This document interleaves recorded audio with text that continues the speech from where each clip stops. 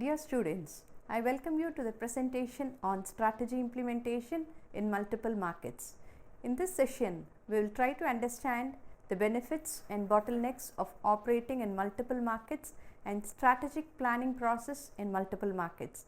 Let's begin with understanding the need for globalization. Any firm can go global and serve multiple markets to gain competitive advantage and leverage apart from serving their domestic markets. Globalization is a process by which people are united into a single society. This can be possible only with the favorable support of all business environment components like political, economic, social, technological, legal, and ecological factors. Globalization encourages import and export, and at the same time helps to attract financial investments into the country. It promotes the firm to go for technological advancements and gives competitive advantage to the firms. It enables the firms to enter into multiple markets and satisfy the needs of the consumers by offering their expected products and services. Globalization has offered opportunities to gain new customers overseas, to achieve lower cost through overseas operations, and to achieve economies of scale. Global business can be undertaken through exports, licensing products in favor of overseas partners, franchising, functional subsidiaries, and joint ventures. Now let's see the benefits of operating in multiple markets through globalization. They are: the first benefit of operating in multiple markets by the way of practicing globalization is that it involves lower labor cost. The lower labor cost in underdeveloping and developing countries can help to get employees trained equally well for all the skills needed to perform the job. Accordingly, the firms can plan for carrying out labor-intensive operations in these countries to take advantage of the cost. Secondly, it has the potential for yielding high rate of return on investment.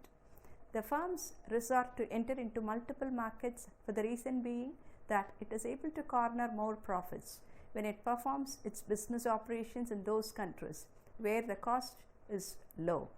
Therefore, marketing the product in multiple markets leads to higher rate of return on investment. Thirdly, it offers the scope for expanded markets. Firms can have expanded market through offering its products and services both in domestic and foreign markets. The fourth benefit is the availability of capital resources. A firm can enjoy business advantage when it plans to enter into multiple markets through strategic alliances, mergers, acquisitions, takeovers, or joint ventures. Lastly, it helps to make use of available natural resources in the multiple markets, thereby leading to sustainability in the business. Therefore, entry into multiple markets can encourage the firms to have better access to raw materials, resources, technology, and other support factors, along with plowing business profits and sustainability in the business. Having known about the advantages of operating in multiple markets, let's now focus on understanding the risk involved in serving multiple markets. There is a higher chance for loss of assets in foreign markets. Political tussles, civil wars as in Syria, and public unrest can set a severe disturbance to the smooth functioning of the business in a foreign country.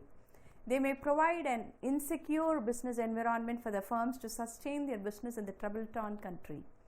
Secondly, change in political government can lead to unfavorable business policy and stringent regulations, causing difficulty in operating and continuing the business. Thirdly, there might be difficulty in retrieving the earnings. Certain countries have stringent foreign exchange laws and regulations, and these are likely to change the international balance of payment status and foreign exchange reserves. The foreign market will not allow the firm to take the earnings back to the home country. Yet, another risk is the availability of poor facilities in the underdeveloped countries. Even though the advent of computers and the satellite communication has expanded the communication network, in most of the underdeveloped countries, the technological advancements are too poor.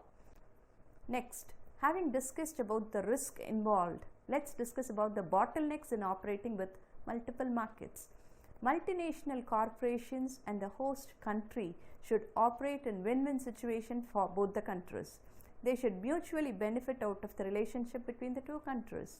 When the multinational country looks for new markets in other countries for expansion, growth and profits, the host improvement in the standard of living of people, income generating power, employment potential, development of local resources, trained and skilled labor force and the technology transfer.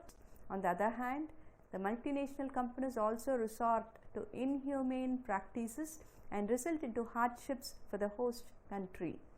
The commonly encountered problems in the multiple markets are extract excessive profits because of their monopolistic advantages, domination of the local economy through influencing the price of the product, restriction of their presence in those markets with less financial advantage, difficulty in the appointment of key personnel in the foreign market by home-based employees, and the interference with the local governments of the underdeveloped countries for the benefit of seeking advantages like resources support, tax benefits, and so on.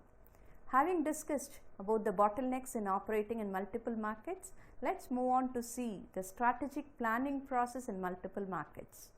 Strategic planning is a management tool to look at the future and see tomorrow's opportunities or challenges to gain competitive position in multiple markets.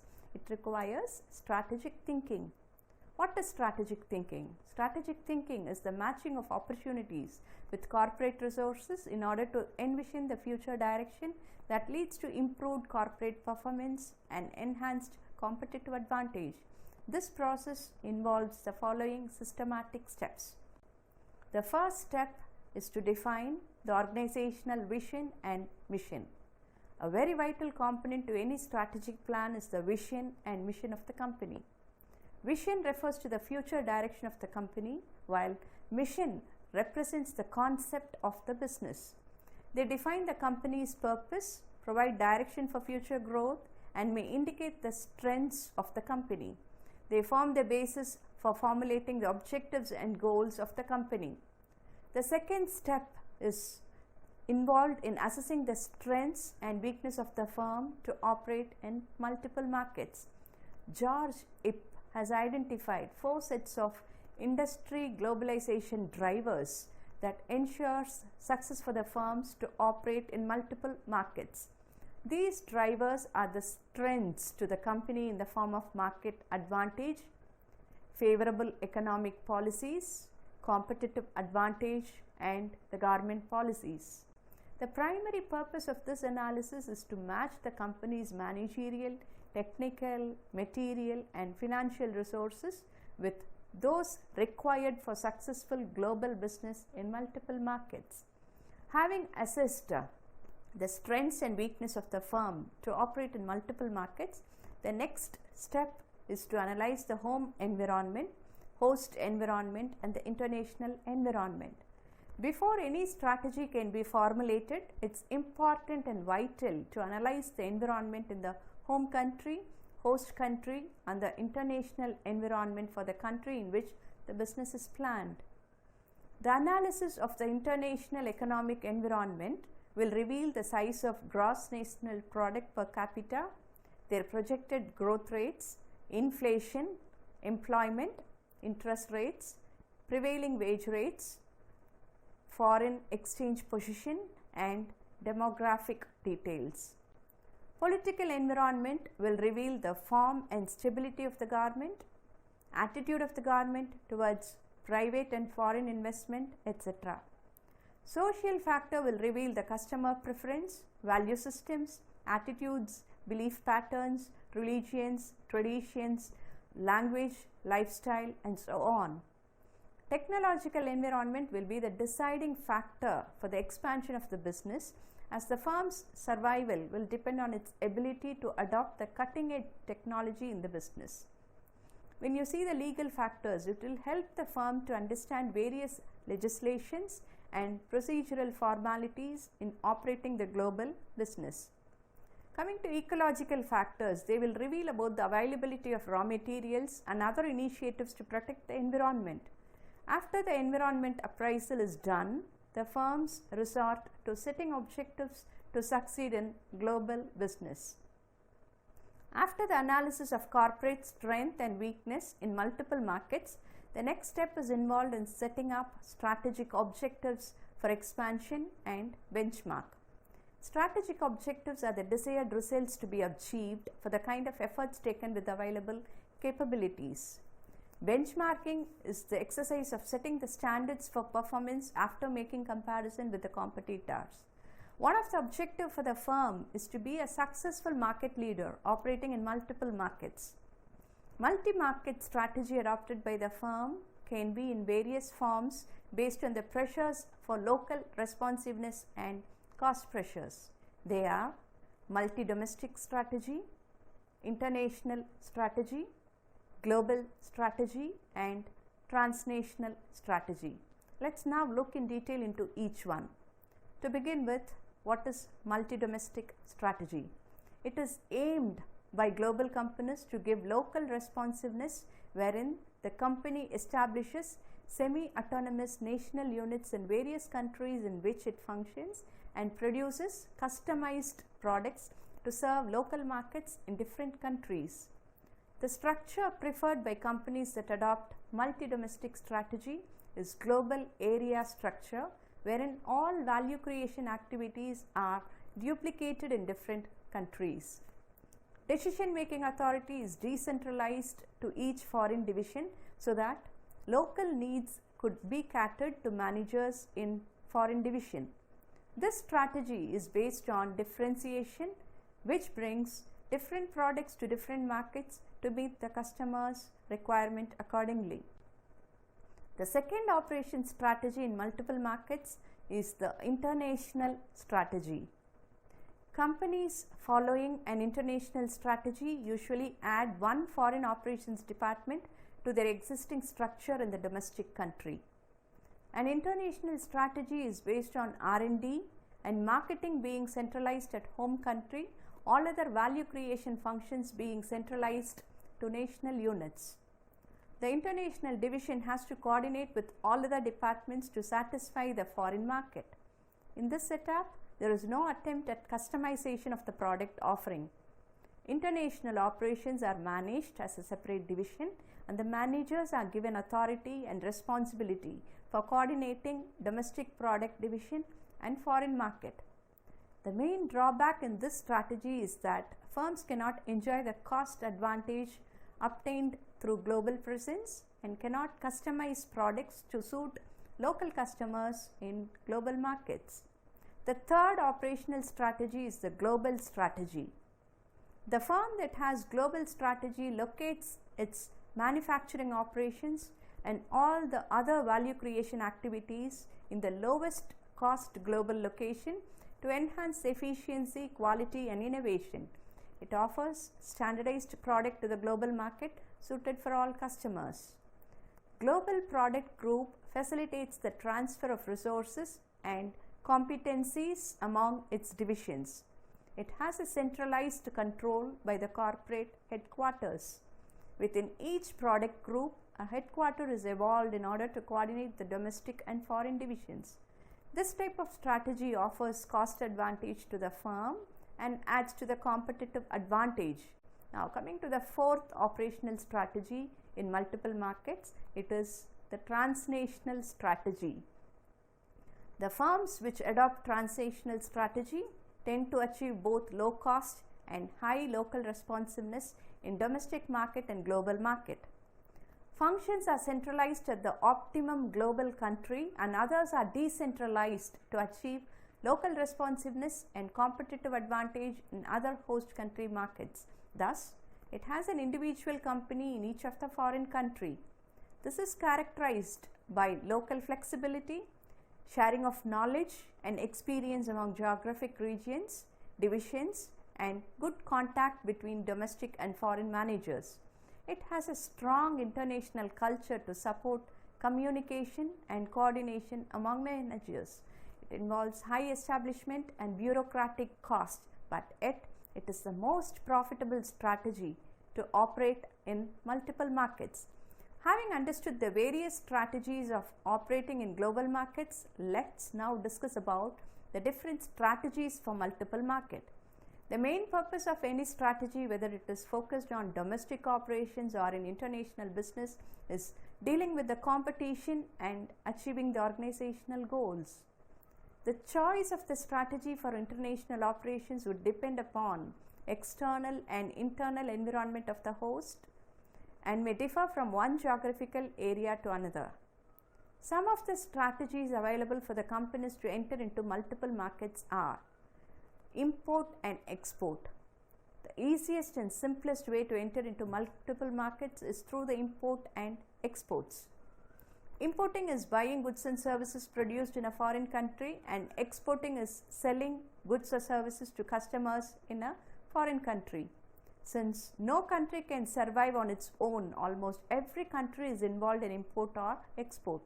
The transactions are done through commercial banks, and hence there is very little risk involved. The difference in value between a country's total exports and its total imports is called the balance of trade. When exports exceed imports, a favorable balance of trade results, and vice versa. The second strategy is licensing agreement and franchising.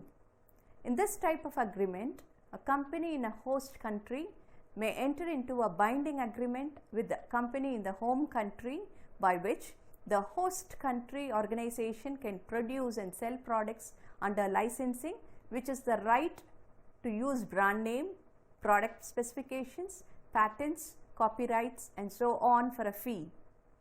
Franchising is a form of licensing in which a franchisee can operate a business much like the original firm, but retain its own profit after the payment of a particular sum to the owner. It has the advantage of enjoying common promotion, internal design, common brand name, and products. It promises to go rapidly within a short time with a minimum outlay of cash. The third strategy is the signing of management contracts.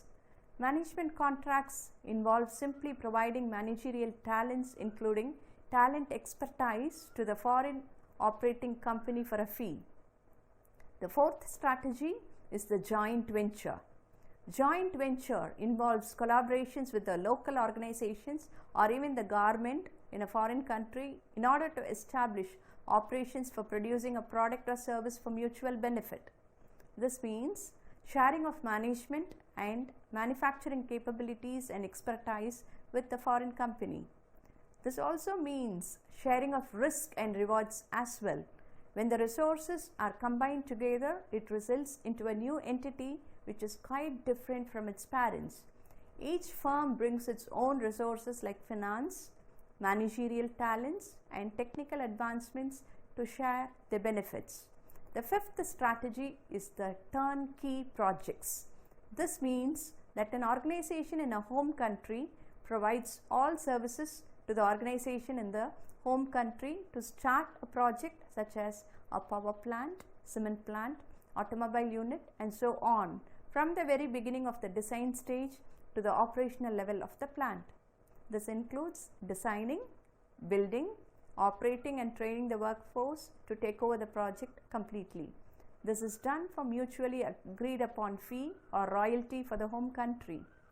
Now coming to the sixth strategy, it is the wholly owned subsidiaries. These are wholly owned branches of a parent company operating in foreign countries.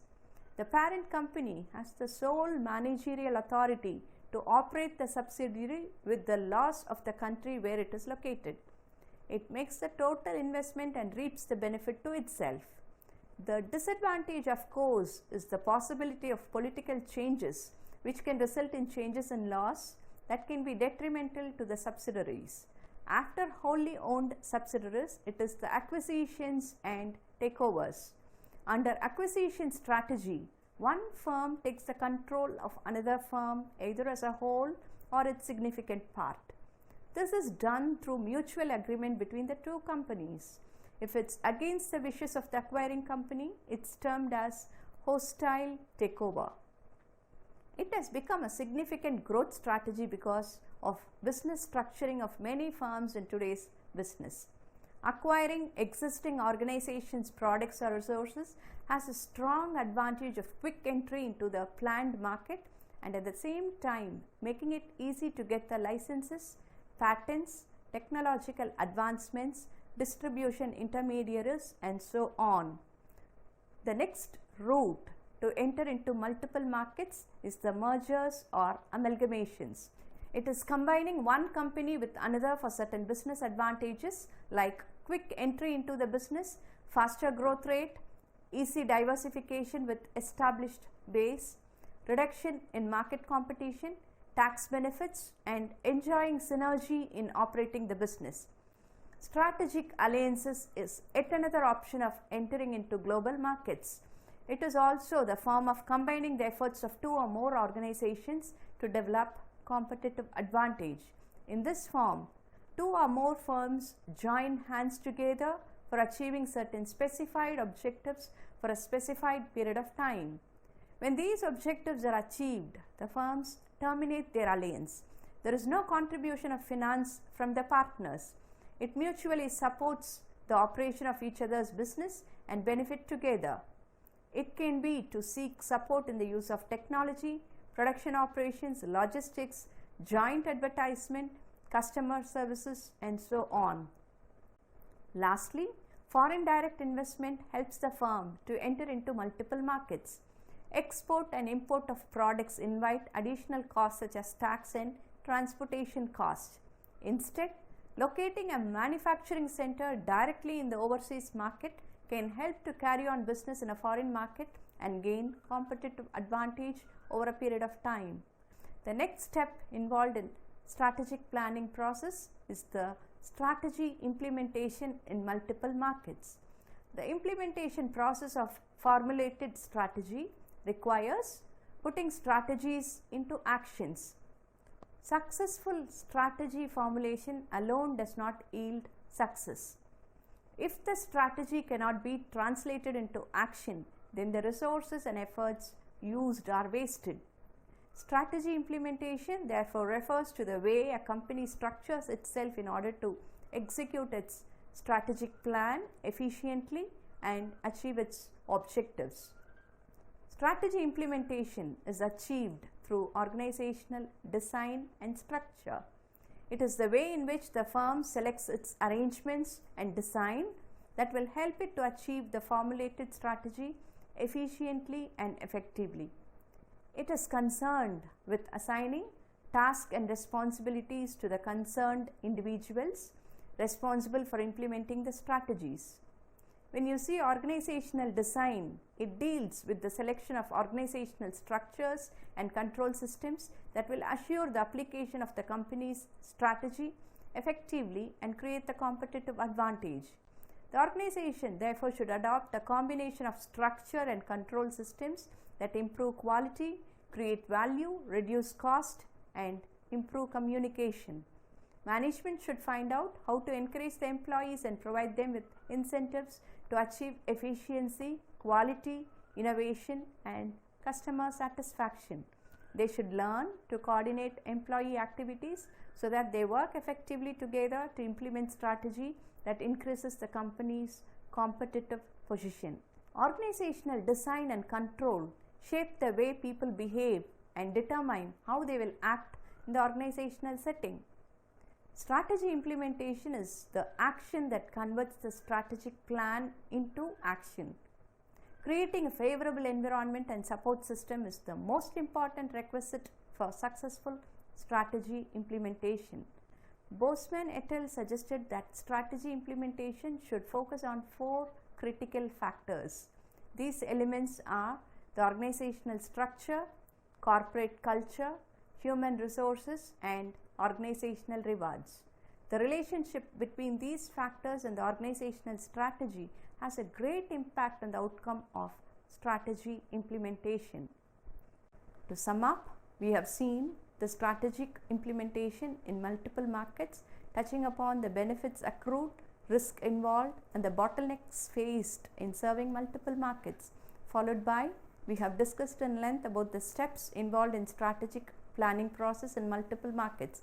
In toto, the political, economic, social, technological, legal and ecological factors have encouraged the firms to go for multiple markets following international, multinational, transnational and global strategy.